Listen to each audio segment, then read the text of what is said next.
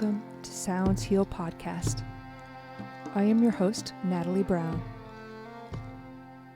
Thanks for joining me as we dive into the topics of sound healing, sound therapy, and using sound for health and wellness.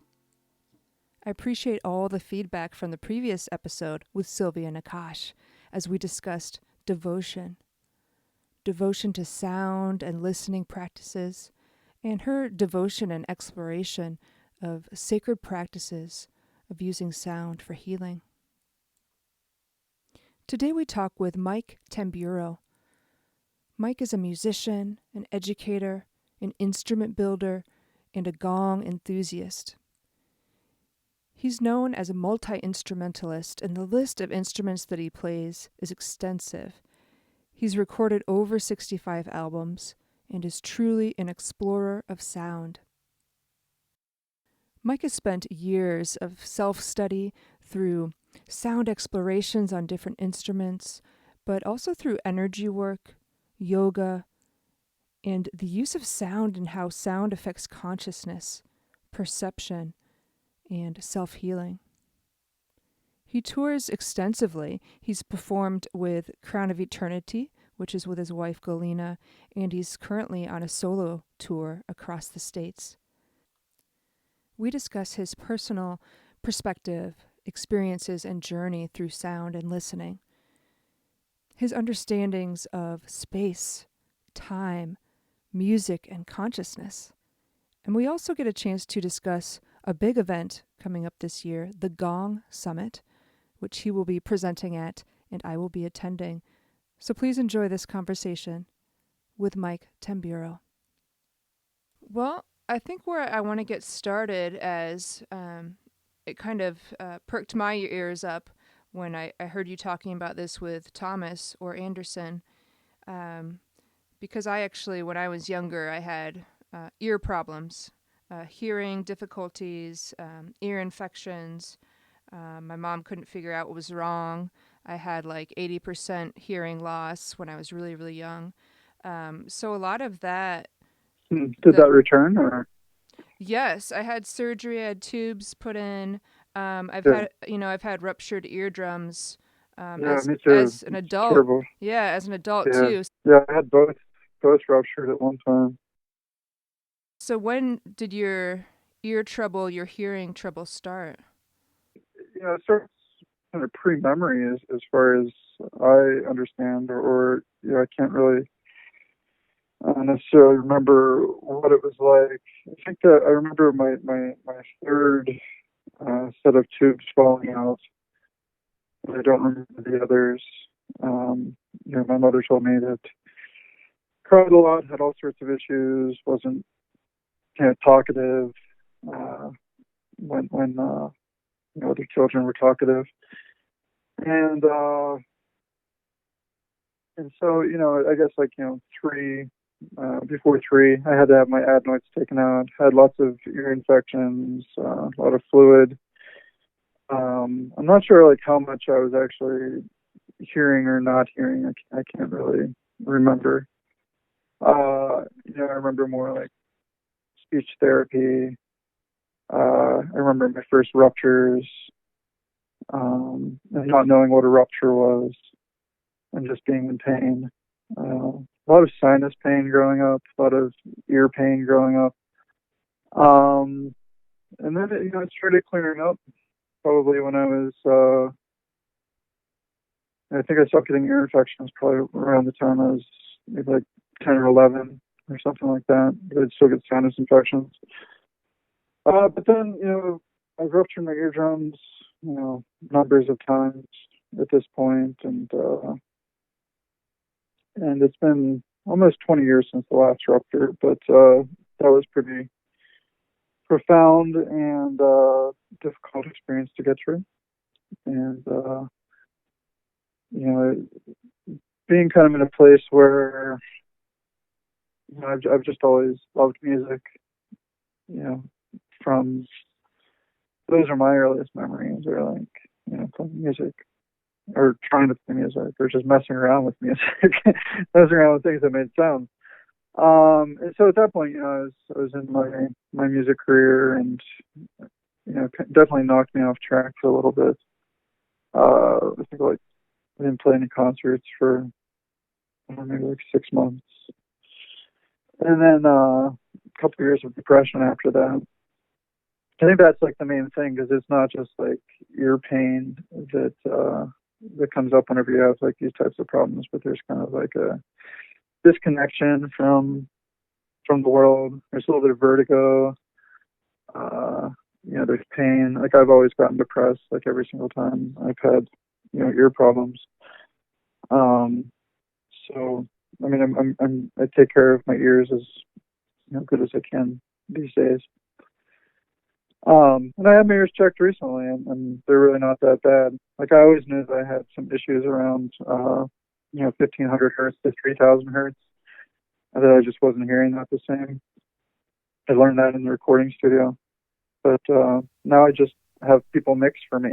Yeah. Like I can hear the difference once it's there, but like I don't have like the definition really in those highs. But yeah, I just hear the way I hear now. Like it's just like every day is, what it is. It's my version of the soundscape, and how I process the soundscape is uniquely my own. And probably because I've gone through, multiple ruptures and 3 rounds of tubes and adenoids removed, and,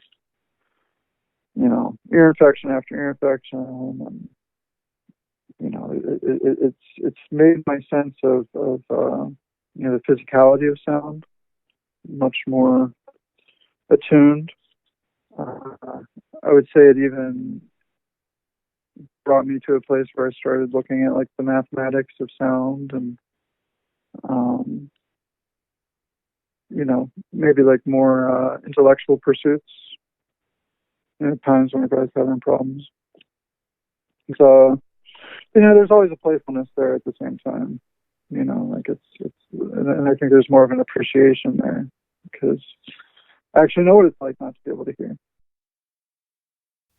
That was one of the things I was curious about, that, not that you would know it from anybody else's perspective because you hear the way you hear, Yeah.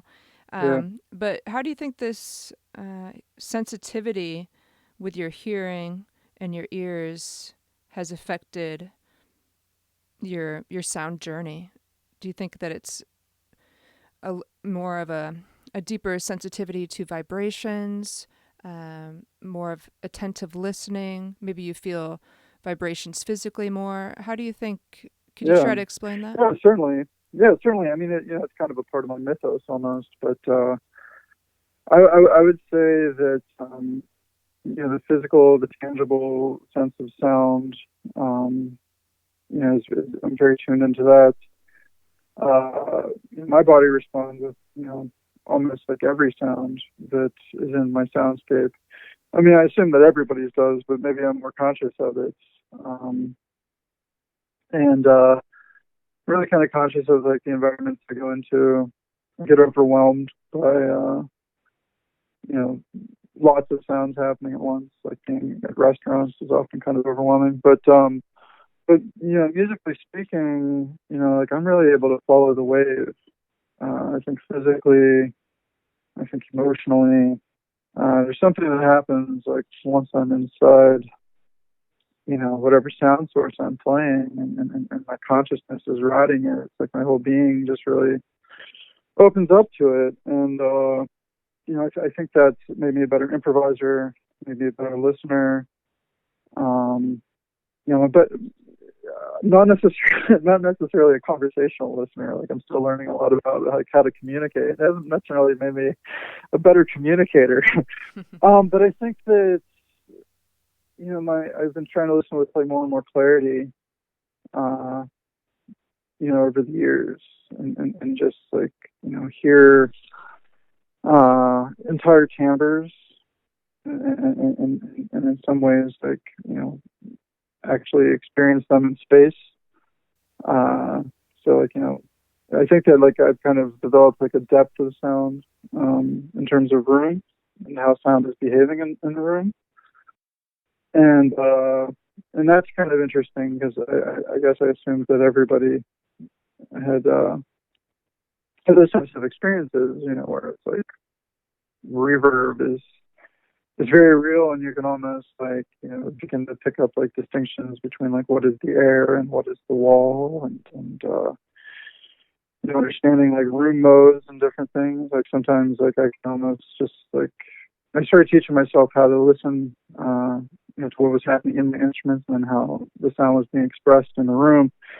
And so as I did that, like I'm kind of like able to bring my attention to different aspects of the room, and you kind of understand how it's behaving. It's almost like if I had like a parabolic microphone or something like that. Sometimes, like I just like kind of go like, "Well, what's happening in that corner?" And I'm still hearing what's right in front of me, but like I'm able to like bring my awareness to what's happening in different parts of the room. And then just understanding. The main thing is like how is the room behaving whenever I'm playing music in it, or and then how can I interact with that behavior? And I think that's like probably what I have learned the most from like all my ear problems is like how my consciousness is responding to whatever stimuli it's receiving. So yeah, I mean my music it's often long sounds that kind of echo throughout the space or reverberate throughout the space. The space is definitely a container that I'm working in, and so it seems like the longer a tone is, the more I'm able to understand how the frequencies are behaving and how they're interacting with the space, how they're interacting with bringing bodies into the space or listeners into the space, and I mean, like, I feel like I have some understanding of even how those bodies and listeners are responding to the sound in the space. Like I sometimes feel like I can, tell a difference in the sound whenever somebody is like tensing up or when they're relaxed. And, so often my dynamics kind of follow that. So you're I don't know if I answered. Yeah, absolutely. In fact, when you were talking, I would have a question and you would instantly answering it. So just really tuning in not only to the space, but how the sound is affecting the space, the energy, the people in the room. And yeah, you mentioned kind of using long sustained overtones and tones from the instruments. And that gets me thinking of, so if you're playing to the room, does it have a lot to do with the space in between, the fade at the end of the sustain of a note? So, kind of talking about time being very fluid in your performances. Oh yeah. I will probably someday attempt to write a book about my thoughts on time. But yeah, I mean, time, the room affects time and vice versa. And I'm always like, considering, how long do I have, in terms of space, because I'm building up kind of these very slow polyphonic textures that, sort of work between if there is any type of beating happening between the instruments or how little beating there is between the instruments. And I sort of go back and forth between that. But some rooms will just suck up a whole lot of the sound. They'll suck certain frequencies out of the sound, or some rooms will accentuate certain frequencies. And, that changes really how quickly I'm moving from one instrument to the other. I work with a lot of different instruments. A lot of my bells and my plates are mathematically tuned.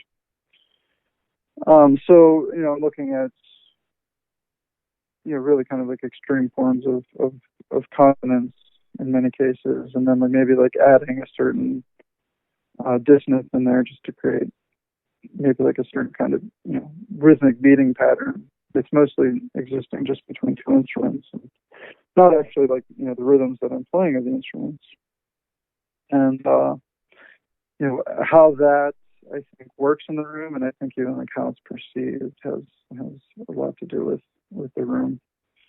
Even in terms of which modes or which overtones are interacting and oscillating together, and very much how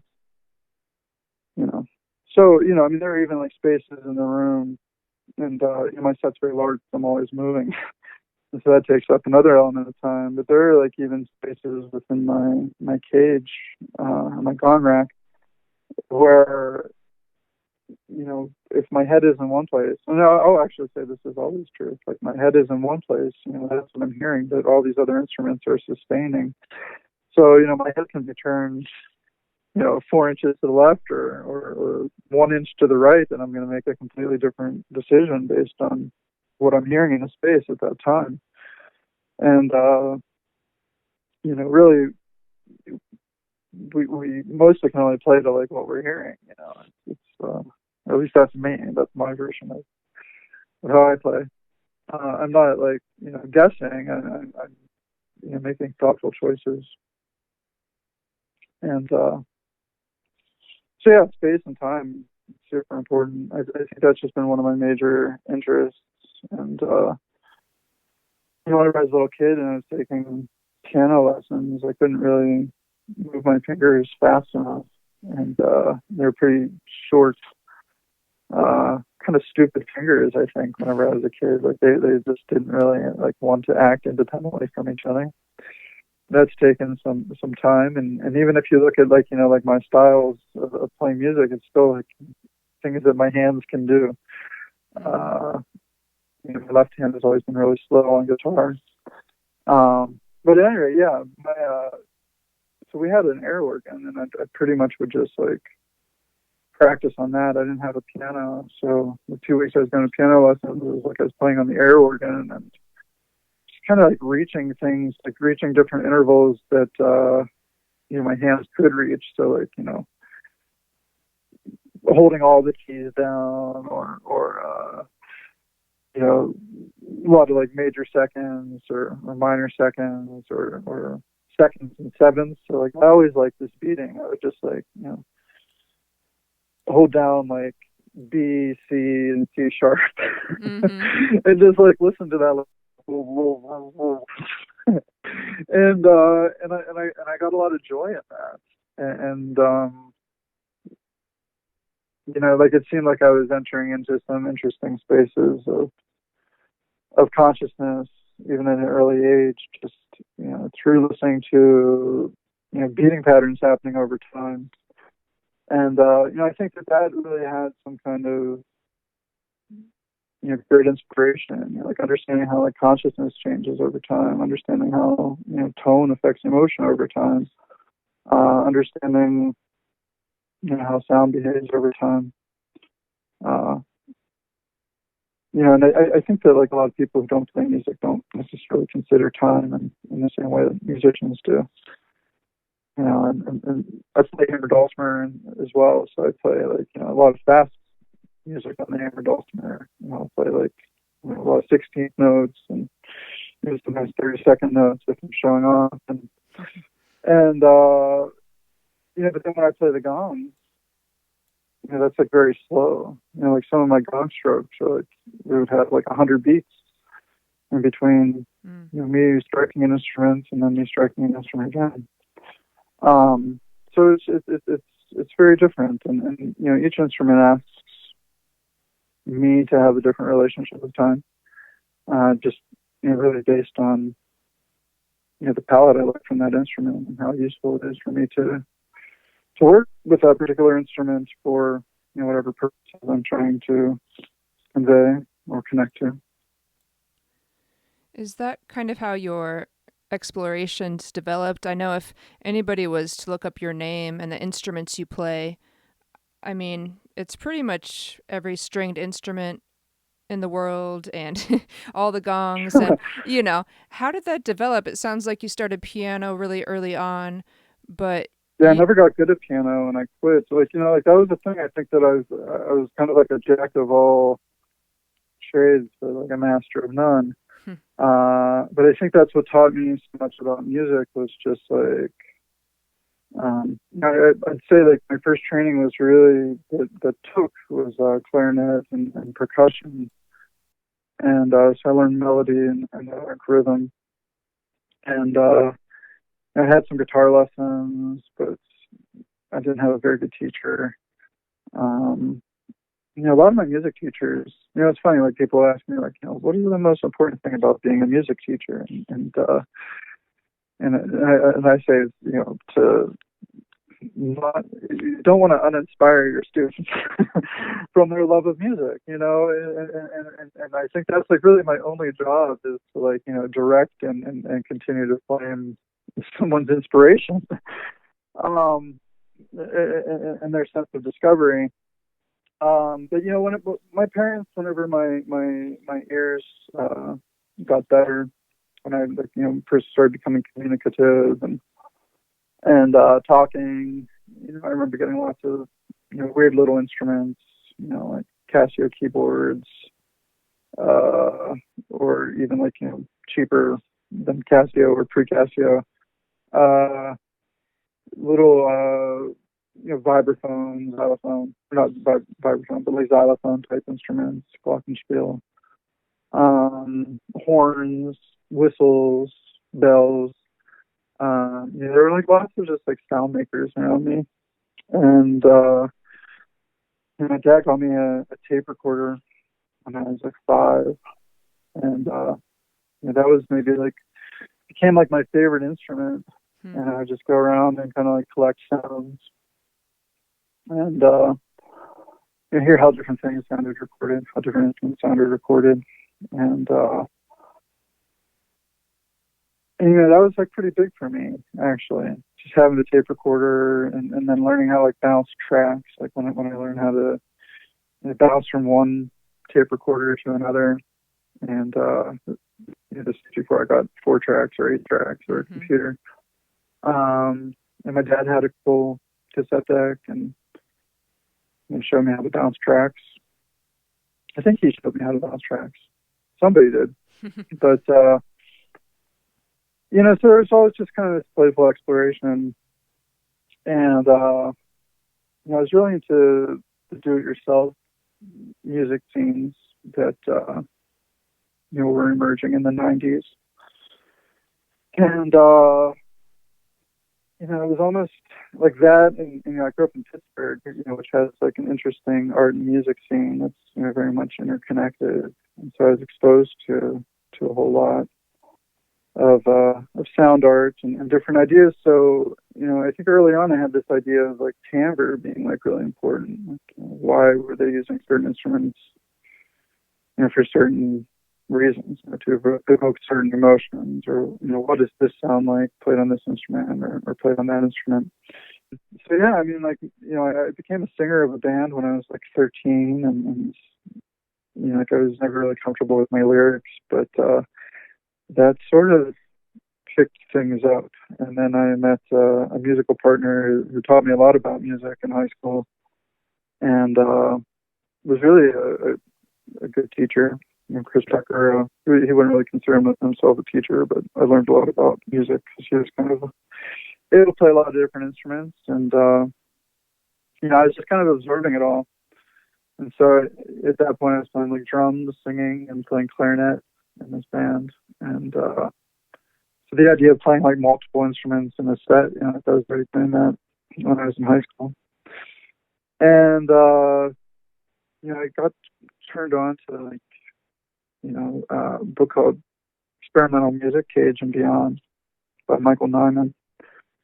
And this was like kind of like my holy Bible for a while, just in terms of like what was possible with music. I'd seen a lot of experimental music. I'd gone through punk rock and indie rock. But whenever I saw what was possible and understood certain ideas as almost like music could be philosophy, or even what an impact music was having on the listener, or if one wanted to have any impact on the listener at all, or even reading John Cage and really considering listening as a philosophical choice, or meeting Pauline Oliveris and hearing that music was a conscious choice, or listening was a conscious choice, or anything. Those are all big things for me. And a lot of times I just started just having sounds in my head, and I wasn't feeling comfortable with my lyrics, but like I would sort of just have like maybe a repeating melody, or like a melody that would change a little bit over time, and I would just kind of be like, "Oh, what is that?" And I'd go to my 4-track, and just I had all sorts of instruments in my house, or sometimes I would hum it, or whatever I wanted to.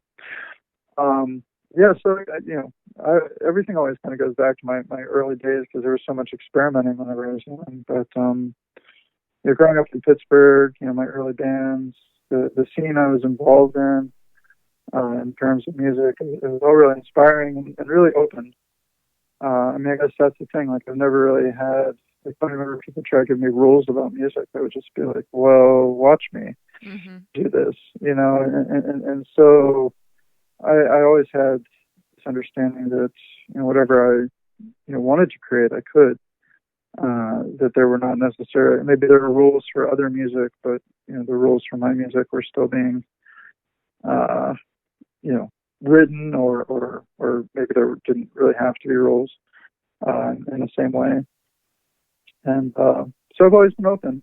I don't play every string instrument. I don't play cello or violin, but I can play anything with frets. And percussion. One of my records, I think I play like 50 instruments on, or something like that. But again, it's like jack of all trades. Yeah. If anything, I've gotten like pretty proficient at hammer dulcimer over the years. I was getting really good at guitar for a while, but my hands started acting weird, so I decided to change the way I was playing, and that kind of changed my focus on guitar. And then the gongs, like they're sort of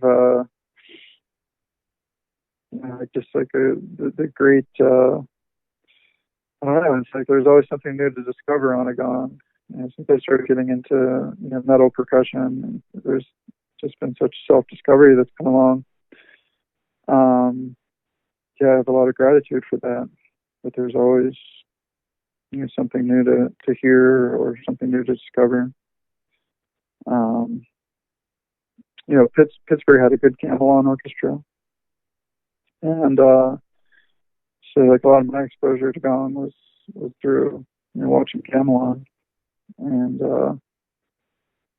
so whenever I and also like Pink Floyd, I was really into Pink Floyd when I was young, and so my ideas around the gong were somewhat orchestrative, from the very beginning, though I do improvise as well. But it just seemed like gongs work really well in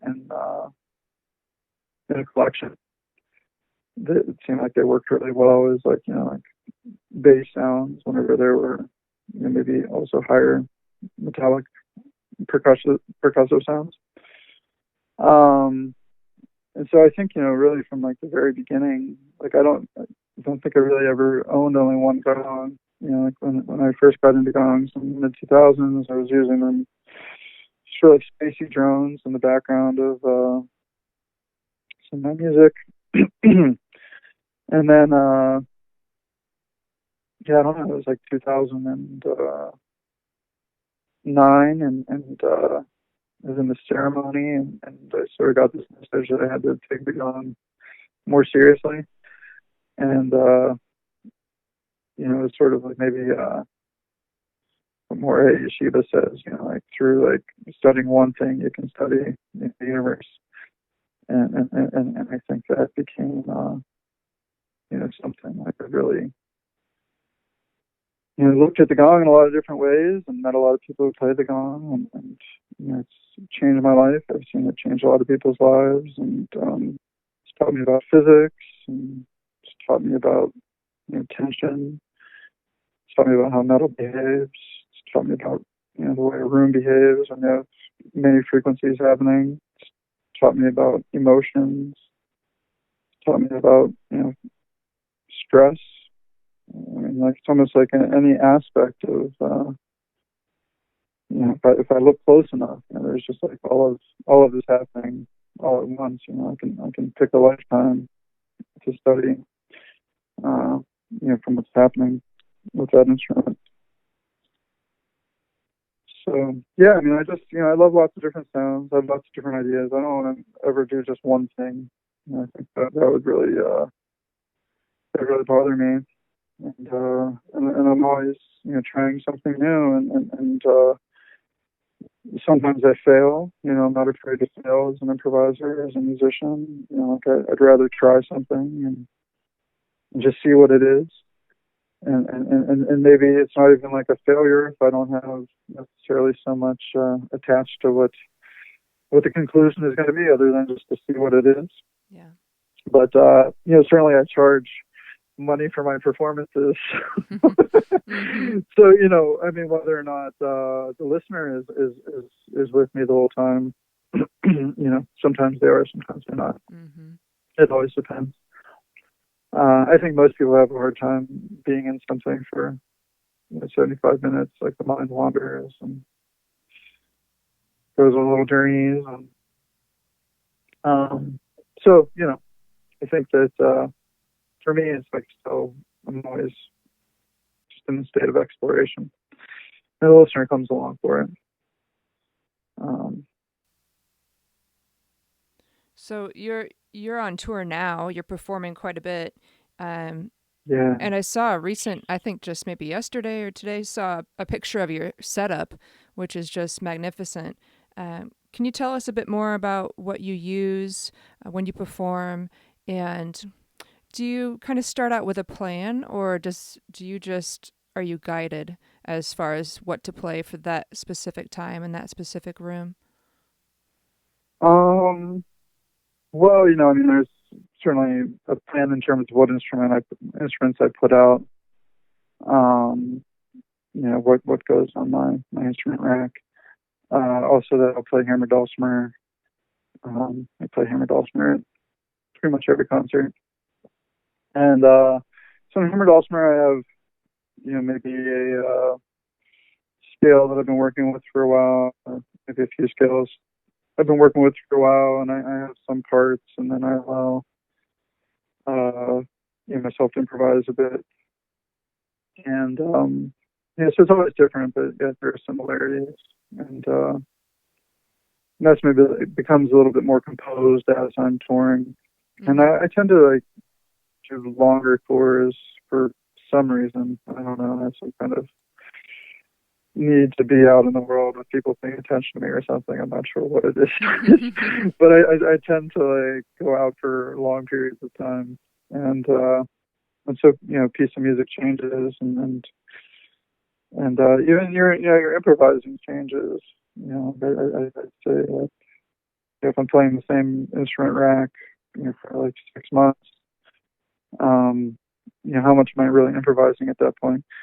But it's still always different.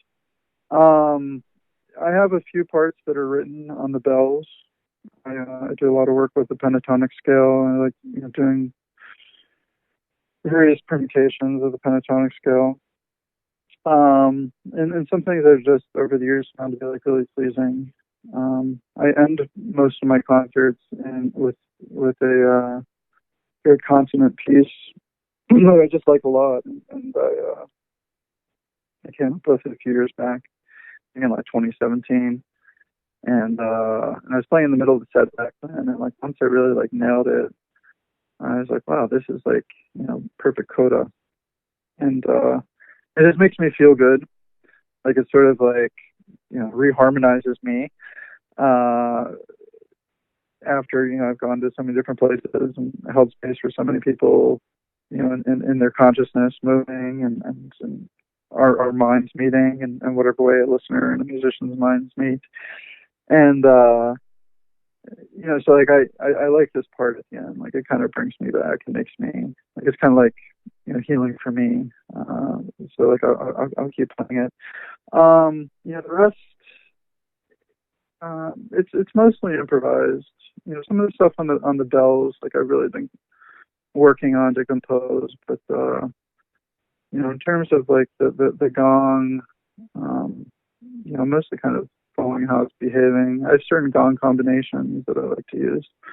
So to enter back to the original question, like, I have using a mixture of gongs, gong oblong. It's made by I actually haven't met him to know how to pronounce his last name, but I'll say Blase, Culture Sprung.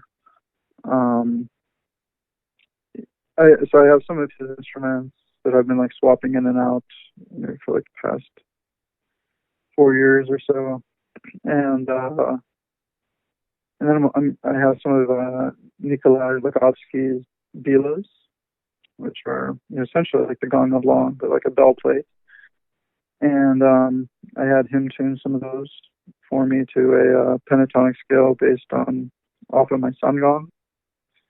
And so everything is like based off of 63. And then I have these triangles that Martin had made for me that are in the same tuning as my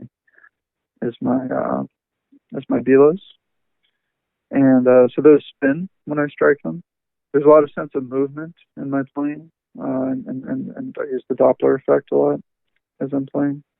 So sound changes as it's moving.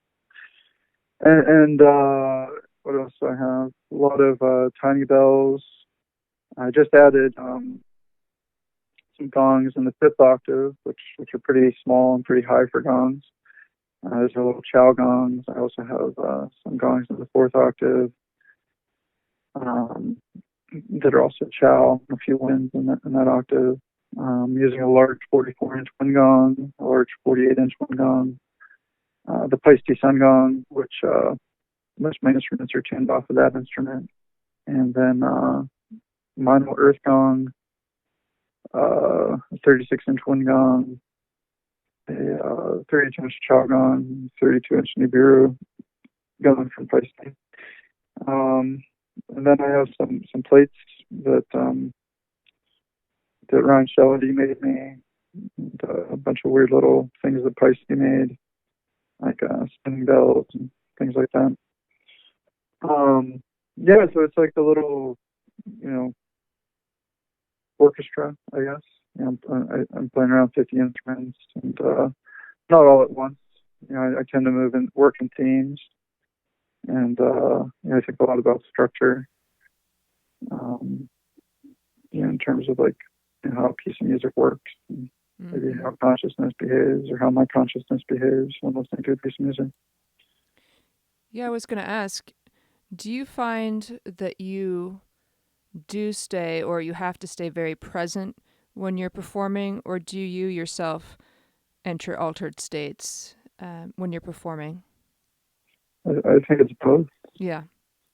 Yeah. I mean, I'm definitely in an altered state. I mean, like, there are some performances where like I can't even like see by the end of the performance. Yeah. But at the same time, I'm very much like aware of how the music is acting, and my role is the doer. But certainly my consciousness can be altered, and I can be totally on with where I want to be. It's not like I'm inebriated. It's not like I'm like I'm. It's almost like I have a level of concentration that I think is so powerful that it alters my state of beings. It's even been suggested that my concentration when I play is so strong that that people are getting altered by the field of energy that my concentration is creating. So I'm listening closely, and I'm playing with care. I mean, like that's the main thing, and I think that I allow myself to get vulnerable when I'm playing. I allow myself to be moved. Um, a lot of people are just like, oh, I just let the gong do all the work, and that's fine. But there's something about working with the ineffable that I think is really powerful and beautiful and rewarding whenever one can make conscious choices. Mm. How is that different when you collaborate with other people? I know you also perform with your wife, with Crown of Eternity. How do you maneuver, or when you're working with someone else, when you're kind of working with space and time and these sustains, and maybe they have a different impression, they're standing in a different place, their consciousness is perhaps altered in a different way than yours. What is it like to collaborate with someone else? Are you finely tuned with that person? Hopefully. Yeah. And some days it's different than others. Yeah. And, every musician is bringing in what they're bringing in. Galena and I taught each other a lot about listening and working with these instruments. I think early on I was too loud a lot of cases, and we weren't able to understand what each person was doing, and it just took time, a lot of practice, a lot of space, and Galena doesn't tour anymore, or at least not so much, and she's in Europe now. I'm on this trip, but we also did other music together. We did mantras together, and sang and play guitar and things like that. I think it tends to help whenever musicians or whoever's playing has some kind of shared language, so they can understand each other. That's really one of my interests at this point right now, in terms of teaching people to play in ensembles and play together, and I've learned different tricks over the years. Don Conner does a lot of different exercises with people, and Mitch does a lot of different exercises with people, getting everybody to the point where you can all be playing together, and I've just always been kind of half improviser and half composer. A lot of times in my trainings, especially whenever I was still trying to figure out how do you get everybody to play together at the same time, I just hear all these happy accidents happening, and maybe one person didn't notice it because they were too close to their instrument, or they couldn't hear how the room was behaving. But so I started getting all these ideas about what we could do to make it easier to collaborate, what we could do to make it easier to listen, having people not play. I mean, that was one of the things, I was touring with Galena in, I think in 2018, and for a long time she was playing bowls on people's bodies, and I was playing the gongs and the instruments. So that was our concert for a few years, and she hadn't been touring for a little bit, and she wanted to tour again, and she wanted to do duets, and I'd been playing alone a lot, playing this whole orchestrated set, by myself, and it took some time for sure. I think that she got mad at me sometimes, not giving her space, and so I started to give her periods where I just wasn't playing. I just taught a course called Gong Creations, and which was all about having a gong ensemble, and I tried to play as little as I could in that, and I think that was a lesson that I learned from playing with Galena. Or even if you look at Miles Davis, Miles Davis would let the rest of the group kind of put down the body, and then he would come in and just he'd wait, and then he'd come in with just the right sound. And I like that idea now, sort of setting up musical situations where people can sort of improvise within a certain structure or a certain context, and then add into it. But it's hard. It's hard to play with multiple musicians in the gong if you're not willing to change and listen and grow and not play or learn how to play quietly. These are all things that I've had to learn over the years. A lot of my music now is about control. I mean, in terms of like my gong playing, if you hear me, I'm probably one of the most controlled gong players in the U.S. I'd say, in terms of just like how I develop my dynamics and how I use the mallet, and that's kind of, because the gong can get loud, it can get wild, and part of, I think, good gong playing is taking your time and letting it unfold. So yeah, I mean, I think that playing with others, it's really about kind of like creating like a total soundscape, and it's really best to have like a total agreement in terms of like what that means, and understanding the volume of your instrument, understanding how that instrument is blending with other instruments. Maybe having like a plan sometimes can help.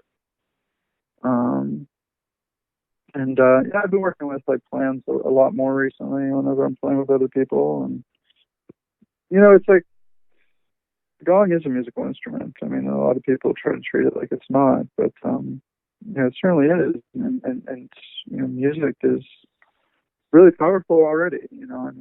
I think that I don't know. I had it in my mind recently that like the concept of sound healing is kind of like violent against the power of music, in terms of like saying that like only like these sounds are healing, or in this context this is healing. Like I think that music has always been healing, and I think that when we can look at the how music has been over time, and all the possibilities for what we've already explored with music, when we apply that to metallophones, gongs, bells, bowls, it only makes it better. Knowing about intervals only makes things better. Knowing how sounds behave together only makes things better. Understanding that every piece of music has a beginning and an end only makes things better. So I'm still figuring it out to make a very wordy explanation, but it's always the people that you're working with. Like, how well can you get along harmoniously? Mm-hmm. Galina and I were married, and so sometimes it was like, how well were we getting along in the van on the way to the concert? Right. was how well we played together. Mm-hmm. And I think that human relationships are really important in terms of the music that we create together. It's like you create the music that you're creating with the person, and it can only be with that person. But I tend to be kind of assertive in most cases, and I'm trying to change that a little bit. I'm trying to become a better collaborator. Well, speaking of that, you're part of your tour, you're heading in the direction of Connecticut, of course, which is the big collaboration and the big event, the Gong Summit, coming up here very soon in July. That's going to be a big collaboration, and I'm very lucky to be able to attend. And you're going to be, you'll be leading a master class as part of that. And I know you have a big part of this all coming together. Can you talk a little bit about why the Gong Summit is happening, how it manifested, and I know it's kind of a long project. Yeah. In terms of my connection to it, I have had sort of an online relationship with Mitch and over many years, and also like an online relationship with Michael Bettini over many years, and just was aware of I'd read like Sheila Whitaker's books, and certainly was aware of Jean Zeiger's wonderful work, and haven't really known Sanj at all yet, but anyway, I was on tour last year, and I was in Philadelphia, and I was in the Asian art exhibit, and I had this like really strong push that that I was supposed to. I think that morning, like I saw that a space had opened up in Mitch Gong Camp, and I was walking around in the Philadelphia Museum of Art, and I had this strong push, and I was just like, I'm supposed to do Gong Camp this year. Mm-hmm. It's really important.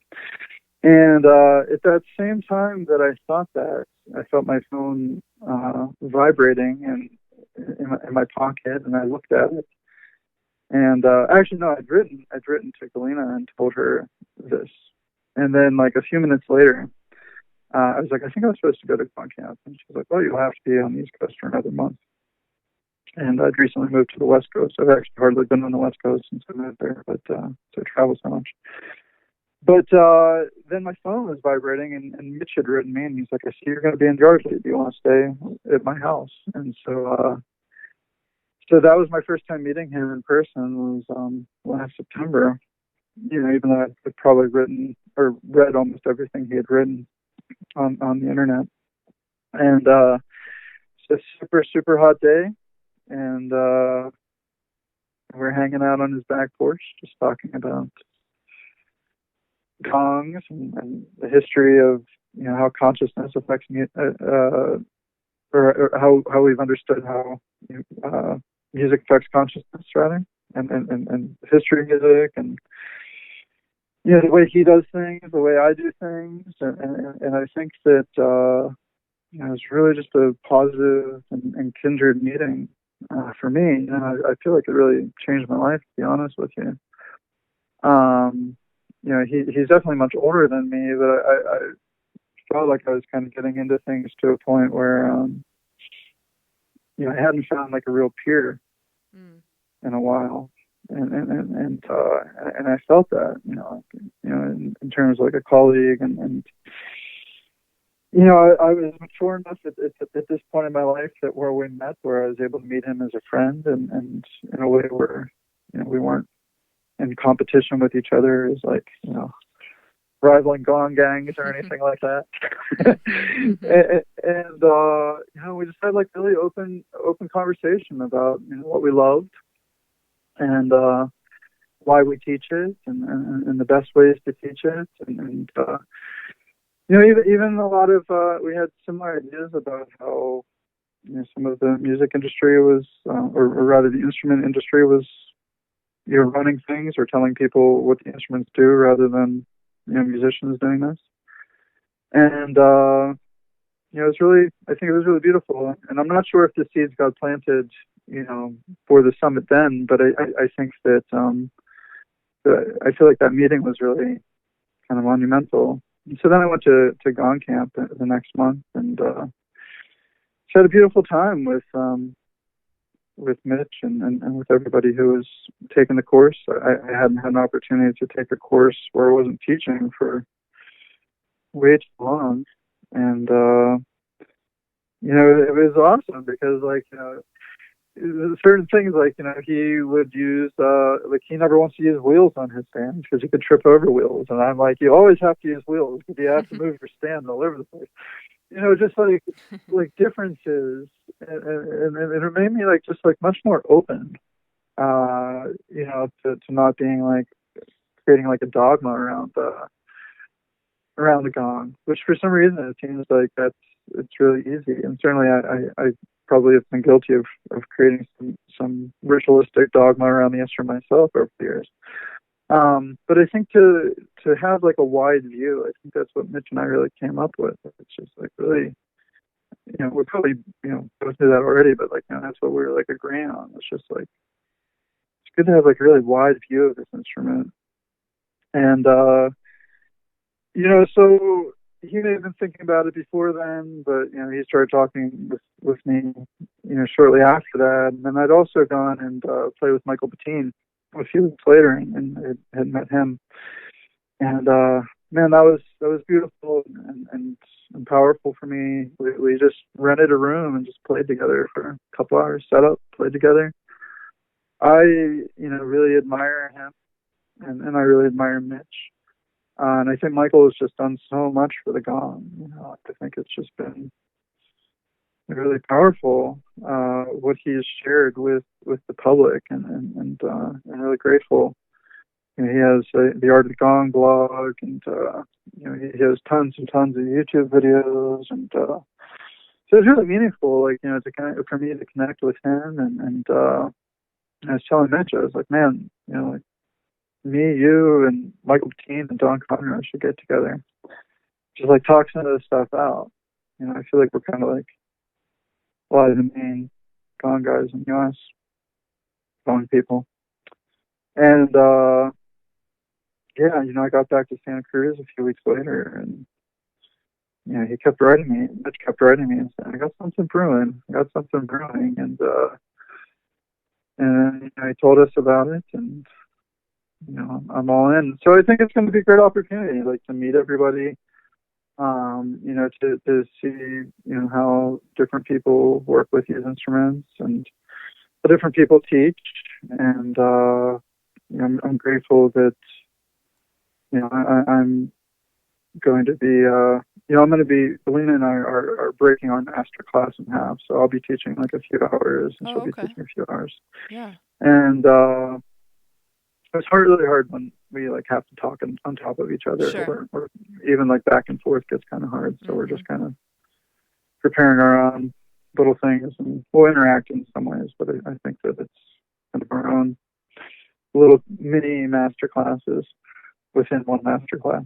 So I'm grateful that I've been invited to do that, and I'm grateful that I'm going to get to meet a lot of different people, and just hang out and talk about something that is really powerful and really beautiful, and seems to, culturally speaking, be having like an awakening.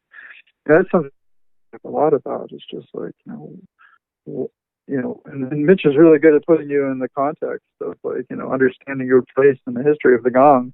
Because that's what he did for me, and it kind of blew my mind in a lot of ways. But there's something really interesting happening right now culturally.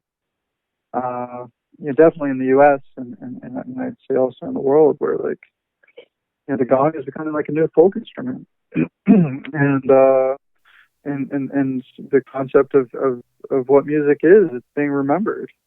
That music is at the root something that stirs the soul and fills the body and the mind, and so I think if we look at everything else that's happening culturally in our world right now, it makes sense that an instrument like the gong would be like the new folk music.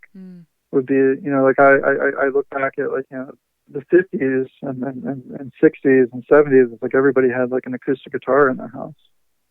And some people were like John Fahey or Leo Kottke, like they were just like amazing artists, like they can make that instrument sing like nobody else, and then like a lot of people just like strum it every once in a while, mostly like sits in the corner.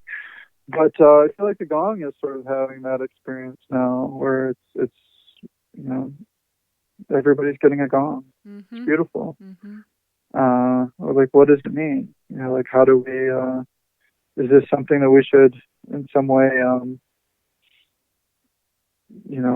talk about? I mean, I guess that was like the idea. Should we talk about this? Like, what's happening? It's like, for me, like what I see, I mean, I'm teaching a lot of adults, I'm teaching a lot of women, I'm teaching a lot of people who, it's their first instrument. It's like their introduction to music. A lot of people that I'm meeting, always wanted to play an instrument, but were told they weren't musical or that they couldn't carry a tune. I'm seeing a lot of people being like really empowered by this instrument, awakening to creativity, awakening to communicating in different ways, awakening to self-healing. It's beautiful. I mean, like I realized, a few years ago, that like I don't really find like great interest in teaching like protocols, but like my interest is like really like teaching music and consciousness together. Like, how is this changing the musicians? Like I want to kind of like create a space where it's like I empower the musician to the point where they can make all these choices, in terms of what they do when is the right time to get loud, when is the right time to be soft, kind of, attack do they want on their instrument, what kind of dynamics do they want, what kind of tonalities. If I can create a space where, like, they're empowered enough to be able to do that, then, it's more like beautiful songs are being created in the moment rather than like protocols. And that's a little bit more my interest. And that's different than a lot of people, but I think it's all okay. People need protocols. There are other teachers doing that, so we'll see. So, the Gong Summit is I think, just going to be a beautiful gathering. And we're going to talk about, kind of collectively, what's happening, and if we should have like a body of ethics that maybe follows what we're doing, and if we need to organize, in case somebody tries to attack this as like a modality of healing, or whatever garbage the government wants to try to put on us, or if it's important that we actually get some some constants, that, like, we all know this.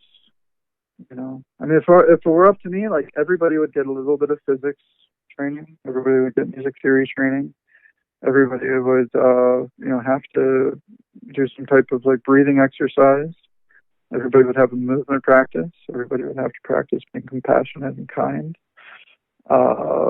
Everybody should listen to like other pieces of music other than what they're playing. It's kind of just like the life of study and exploration is I think what I've lived and what I suggest. And I'm sure, different people are going to have different suggestions at the summit, and so we'll see what that's about. I mean, I think it's going to be awesome. I'm looking forward to everyone's class, and it's kind of interesting how it's been like rolling out, and because they're making a poster for kind of every person who's going, that's like kind of like a gong star, and it's I'm just wondering how we're all gonna get along. Right. Hoping to give hugs and high fives, mm-hmm. and hoping that it's just going to really broaden the field, and Mitch always says that, or he tells me that, Al-Farabi says that the key to happiness is being certain and having more certainty.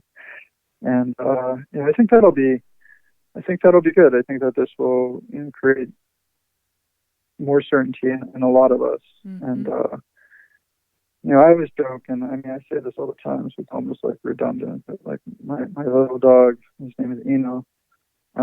If he's in the gong room, like, he'll come up and he'll stand next to the gong and he'll hit it with his tail, and it sounds good. But I mean, it could be better, Yeah. And I think that, certainly, like, the gong is something that as soon as you strike it, or, caress it, or excite it, or rub it, or whatever you do, as soon as you make connection, sound is produced, and so, but beyond that, what kind of guidance does one need? Mm. It's an interesting question, and I was for myself, it's just kept flowering over the years. Mm-hmm. It changes the deeper I get. Yeah, and I think one of the most important things for me as somebody that's going to attend the Gong Summit is that there are going to be that many different approaches. There's going to be that many different techniques explored, all these different people that have explored so deeply that I would think, as an attendee and even one of the teachers and facilitators, is just being open and allowing, and just absorbing all that information and energy together. That I think, I would imagine by the end that there's just this collective energy of enthusiasm that's going to, who knows what it's going to propel afterwards. So it's very exciting. I mean, I hope it makes a lot of bands, but like that's but that's me. I mean, I think it's going to be amazing, and I think that I mean, it's kind of like an interesting thing. There are some students who have or learners rather. Some learners have come and studied some with me, and like with Mitch and with Don Conroe, and we all do our things differently, and some people are like, oh my God, like, but they do it like this. I'm like, that's okay, like you can still do it like that. And they're like, well, what do you mean? He said it was like this. I look at, if you look at like the guitar, like there's a lot of different ways to approach the guitar. Some people finger pick it, and only finger pick it. Some people only play electric. Some people play acoustic. Some people play cheap guitars. Some people play expensive guitars. Some people use other guitars on fire. Some people play with Evos. Like there's like nobody that's like getting around like saying like you can't do that to a guitar. And so I think it's often people have like thought that like because we're teaching different things, we're not on the same page, but I think like all of us love the gong, Right. and all of us have done our best to share that love in the best way we can, and to inspire and to create clarity, and and that's I think what every person that I know who's teaching the gong is really doing, and especially the people who are going to be there. So I think it'll be good to show us, or to give us a space to all be together and meet, and clear the air if any air needs clearing, and make friends, and really to understand who our peers are right now. Yeah, right. Well, for those listening, maybe that aren't going to the Gong Summit, that want to follow what you're doing on your tour, what you have coming up next, what's the best way to keep up to what you're doing? Thank you. I just started putting together a new webpage, which is soundseternal.com, www.soundseternal.com. So my tour dates are there. I try to keep up on Instagram. My Instagram is Mike_Tamburo, and then my Facebook page is Mike Tamburo Sounds Eternal. And then there's also, I try to post things on the Crown Eternity page, which is the do I had with my wife. So sometimes I keep that updated as well. But I'd say that the Sounds Eternal page is probably the most up to date. Okay. Well, great. Thank you so much for your time. Yeah, thank you. Thank you, everybody, for listening to me ramble on. And I hope that it was a good experience for you all, and that people get to, really take time to listen and feel the effect of what they're doing, and see where it takes their mind, and just, have deep experiences with music. I think it's just, such a wonderful, wonderful thing that humans have brought together, created together. So I'm grateful to you for having me on the show, and grateful for the listeners. Yeah, and thank you for helping us all go deeper into our understandings of I think listening and our understanding of music. So thank you so much, and I'll see you at the Gong Summit. All right, looking forward to it. Thank you so much for tuning into this episode of Sounds Heal Podcast.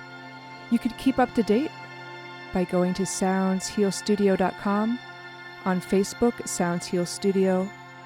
You can listen to new music and podcasts monthly on YouTube, Sounds Heal Studio, Natalie Brown. Be well and stay tuned.